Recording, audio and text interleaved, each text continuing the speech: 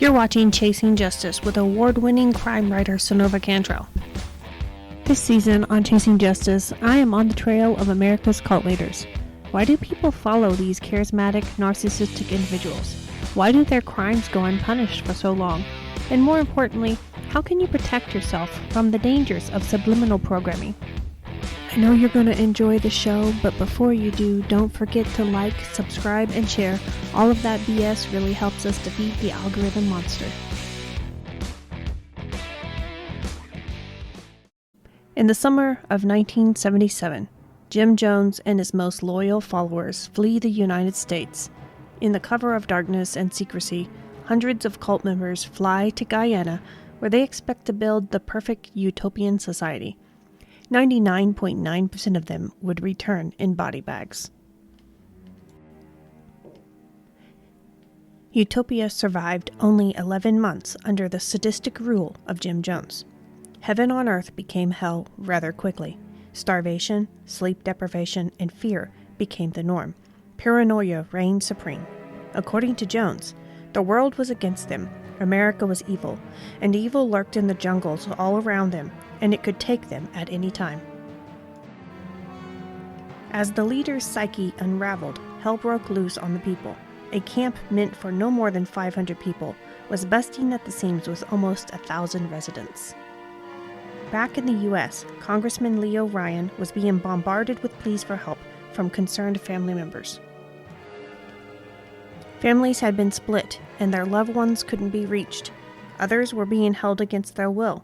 Some spoke of psychological torture, public humiliation, and abuse. In the fall of 1978, Congressman Ryan determines to go see Jonestown for himself. He promises to bring home anyone who wants to leave.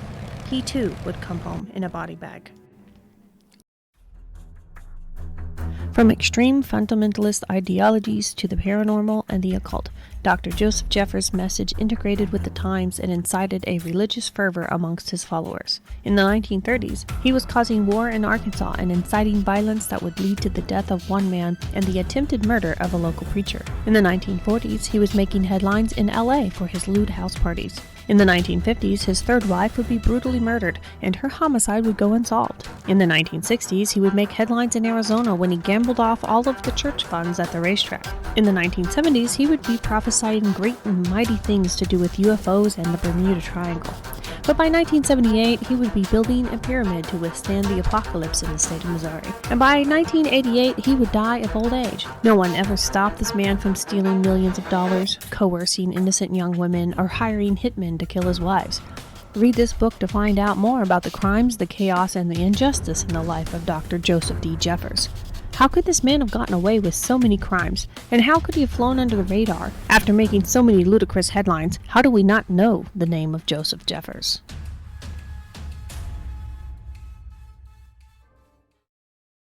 Jonestown was a 3,800-acre compound built in the middle of the dense jungle. It sat 150 miles from Georgetown. Some members lived in a house in Georgetown and served as a way station for people traveling to and from the commune. The congressman traveled to Guyana with 17 others, including reporters and concerned relatives. He had to fight to get permission to finally enter into Jonestown. What he found when he arrived was a pre-rehearsed chorus of "We love it here." The atmosphere was tense, but it seemed like everything was going to be okay. Then, one man slipped Ryan a note asking for help to escape. More than a dozen people faced the wrath of Jim Jones and tried to leave with Ryan. Pandemonium broke out as a woman cried and screamed, "Don't take my children." But finally, the defectors climbed into the back of the truck and started the 6-mile tedious journey through the jungle to Port Kaituma airstrip. Death followed them through the jungle, and just as the people began to board the 2 small planes, a hit squad opened fire on the congressman's group, and one man who had posed as the defector turned and began shooting people as well. Within moments, silence fell from the air. Blood, jet fuel, and the stench of death hung low. The only sound was the plane's engine. Most of the group were dead, but a few survived. It would be several hours before help would come for them. Back in Jonestown, a white knight call came over the loudspeaker system. Everyone trudged to the pavilion as rehearsed, but they wouldn't make it back to their beds this time. This was not a drill. Jim Jones was determined no one would survive, and he alone was the supreme ruler of Jonestown, and now he would prove it. Over 900 people crowded around the pavilion as Jones ordered mass suicide. Those that protested were taken down. Children were forced to drink the poison first, and adults who refused were held down and forcibly injected with it. Armed guards held a perimeter to make sure no one could escape. Meanwhile, Jones droned on and on through the sound system, coercing and degrading the people, pushing them in a cold, calm, calculated voice towards death. In one last act of sadism, he recorded the whole ordeal in what has become known as the infamous death tapes. Only the few on the fringes of the camp were able to escape the guards, and one elderly woman hid under her bed and was the only woman to survive the murderous ritual. When the morning sun broke on November 19, 1978, over 900 bodies lay strewn around the ground. The coward Jim Jones never drank his own poison. Instead, he had a henchman shoot him.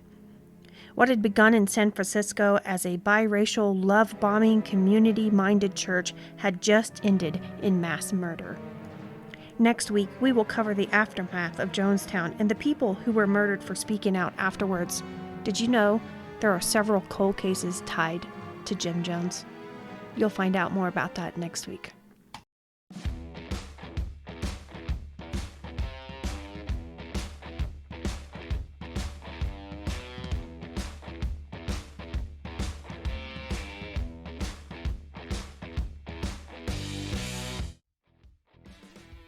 Today's episode is brought to you by Bones Coffee Company. You can forget about boring coffee when you drink Bones Coffee. Not only do they offer a variety of flavors such as strawberry cheesecake and maple bacon, they are a family-owned company that puts great detail not only in their coffee, but in the artwork that comes on each individual bag. Bones Coffee has a coffee club that will deliver your favorite coffee to your door every month. If that wasn't enough, they also have some amazing swag to offer. Check out Bones Coffee Company today. I'll have my affiliate links in the show notes for you.